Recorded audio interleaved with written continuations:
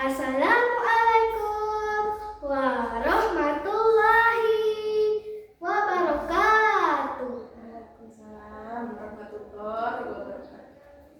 Perkenalkan nama saya Lutfia Zahira Yusmansiin.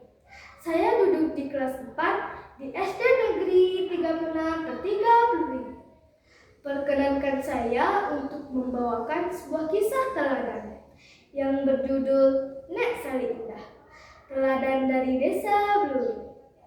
Pada zaman dahulu, di sebuah desa yang sejuk dan damai bernama Desa Blue, tinggallah seorang gadis muda yang cantik dan soleha. Namanya adalah Nek Sali Indah. Ia terkenal bukan hanya wajahnya yang ayu, tapi juga karena akhlaknya yang mulia, tutur katanya yang santun, dan kesungguhannya dalam beribadah. Setiap hari, Nek Sali Indah selalu terlihat memakai kerudung putih yang bersih dan kalung tasbih yang senantiasa tergantung di lehernya. Itulah ciri khasnya.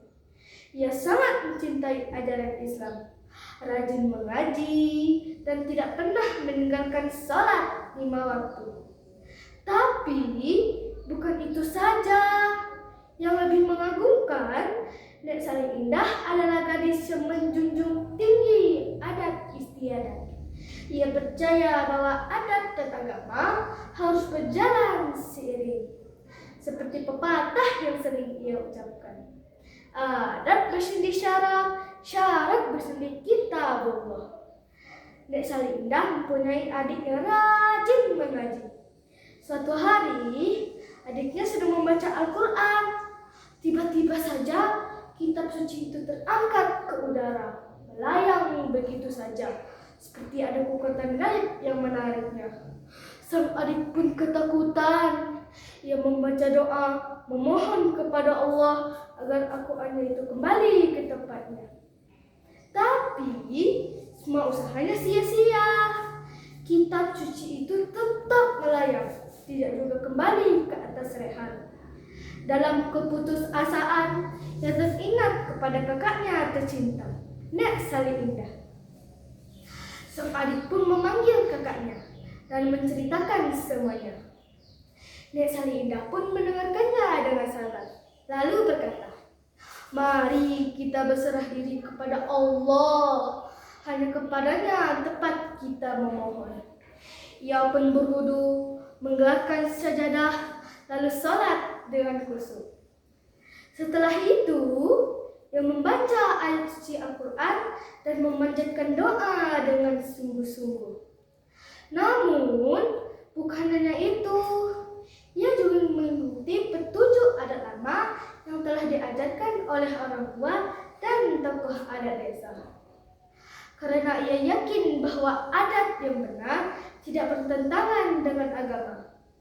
Subhanallah, dengan izin Allah, perlahan-lahan Al-Quran itu turun dan kembali ke tempat semula.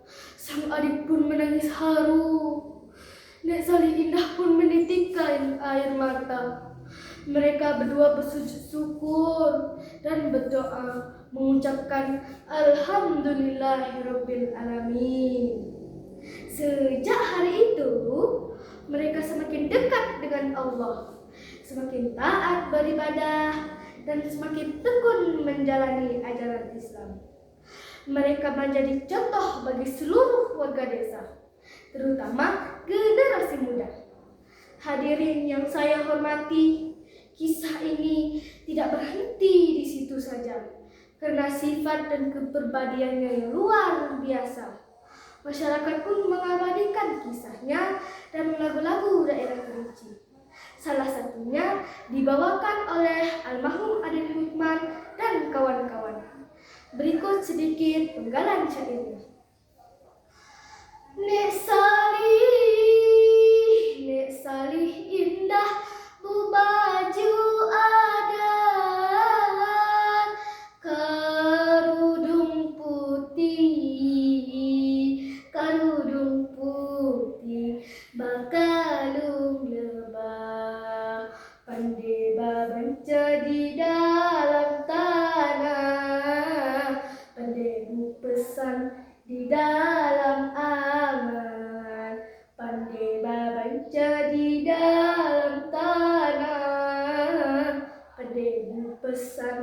di dalam angan. Makna dari lagu ini sangat-sangat dalam, bahwa Nek Sali Indah adalah perempuan yang bijak, tahu kapan berbicara, dan tahu bagaimana menjaga adat, agama, dan harga diri. Kini, makam beliau terletak di kompleks pemakaman di kantor Kepala Desa Lama, Desa Blubi. Sampai hari ini, masyarakat masih sering mengunjungi makamnya. Mereka mendoakan dan mengenang kebaikannya. Hadirin yang saya hormati, kisah ini mengajarkan kita banyak hal, bahwa kecantikan sejati tidak datang dari wajah, tapi dari akhlak.